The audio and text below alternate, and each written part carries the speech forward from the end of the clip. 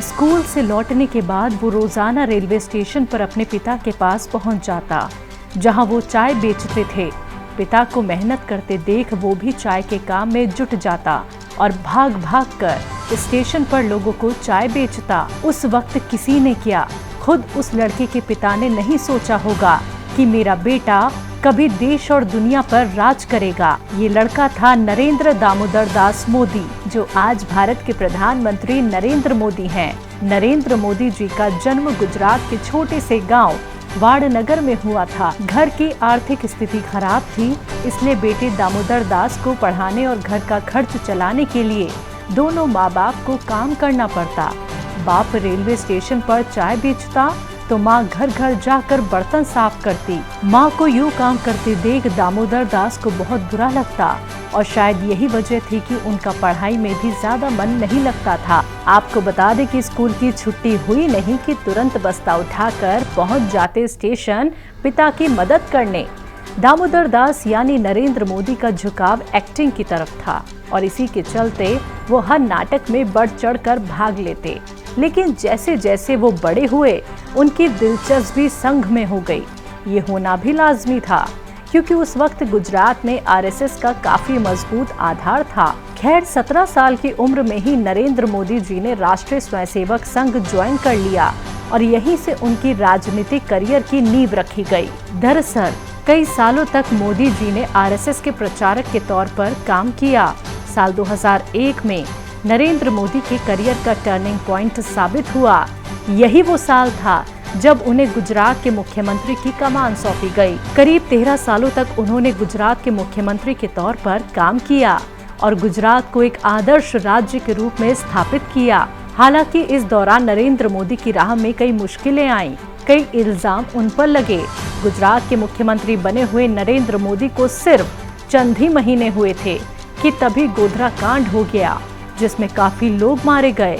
ये मामला सुलझा भी नहीं था कि इसके ठीक कुछ वक्त बाद ही गुजरात में दंगे भड़क गए और मोदी को ये कहकर कसूरवार ठहराया गया कि वो दंगों को रोकने में नाकामयाब रहे। इस दौरान उन्हें मुख्यमंत्री पद से हटाए जाने की भी मांग उठी, लेकिन कई दिग्गजों की वजह से नरेंद्र मोदी इस मुश्किल को पार करने में कामयाब रहे और गुजरात के मुख्यमंत्री पद पर काबिज रहे। आपको बता दें कि आरएसएस में रहते हुए नरेंद्र मोदी ने अपनी इतनी मजबूत छवि बना ली थी कि किसी भी तरह का काम उन्हें ही सौंपा जाता। संघ के होने वाले कार्यक्रमों में वो जो मैनेजमेंट दिखाते उससे सभी प्रभावित थे। ये शायद इसी का परिणाम था कि नरेंद्र मोदी को प्रधानमंत्री पद के उम्मीदवार के रूप में देखा जाने लगा और हुआ भी यही। साल 2013 में नरेंद्र मोदी को भारतीय जनता पार्टी के प्रचार अभियान का प्रमुख बनाया गया। साथ ही उन्हें प्रधानमंत्री पद का बीजेपी उम्मीदवार भी घोषित कर दिया गया। नतीजा ये हुआ कि 2014 में हुए लोकसभा चुनाव में बीजेपी भारी बहुमत से जीती और केंद्र में बीजेपी सरकार आ गई। उस वक्त लोगों ने कहा भी कि उन्होंने सिर्फ और सिर्फ नरेंद्र मोदी के चलते बीजेपी को वोट दिया, वरना वो किसी और पार्टी को वोट दे देते। हालांकि नरेंद्र मोदी में लोगों ने जो विश्वास दिखाया उस पर मोदी अभी तक खरे उतरे हैं। चाहे वो मामला राम मंदिर का हो या कश्मीर से धारा 370 हटाने का, सभी मुद्दों पर मोदी की रणनीति ने विपक्ष की राजनीति की तस्वीर ही बदल दी। हालांकि ये भी सत्य है कि इस दौरान मोदी जी के कुछ फैसलों का विरोध भी काफी हुआ, जैसे एनआरसी और कृषि कानून, लेकिन देश के अधिकांश लोगों ने उनका भी स्वागत किया। गौरतलब हो कि सबका साथ सबका विकास के आदर्श वाक्य से प्रेरित होकर श्री मोदी ने शासन व्यवस्था में एक ऐसे बदलाव की शुरुआत की और समावेशी, विकासोन्मुख और भ्रष्टाचार मुक्त शासन का नेतृत्व किया।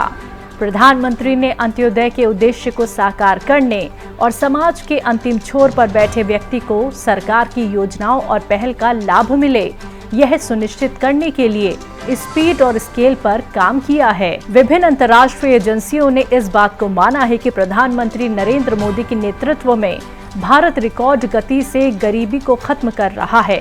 इसका श्रेय केंद्र सरकार द्वारा गरीबों के हित को ध्यान में रखते हुए लिए गए विभिन्न फैसलों को जाता है। आज भारत दुनिया के सबसे बड़े स्वास्थ्य सेवा कार्यक्रम आयुष्मान भारत का नेतृत्व कर रहा है।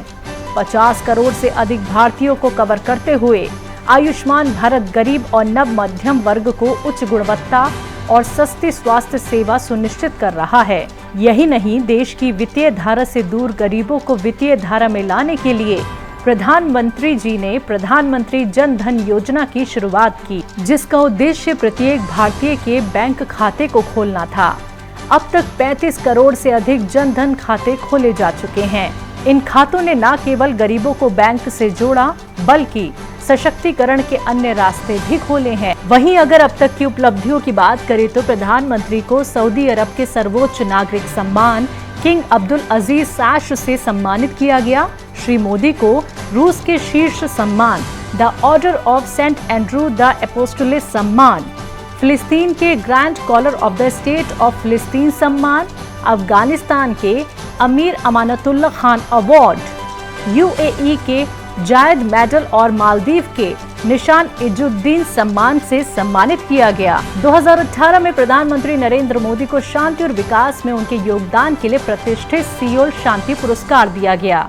देश दुनिया की हर खबर की जानकारी के लिए हमारे YouTube चैनल को सब्सक्राइब करें और बेल आइकन को दबाना ना भूलें।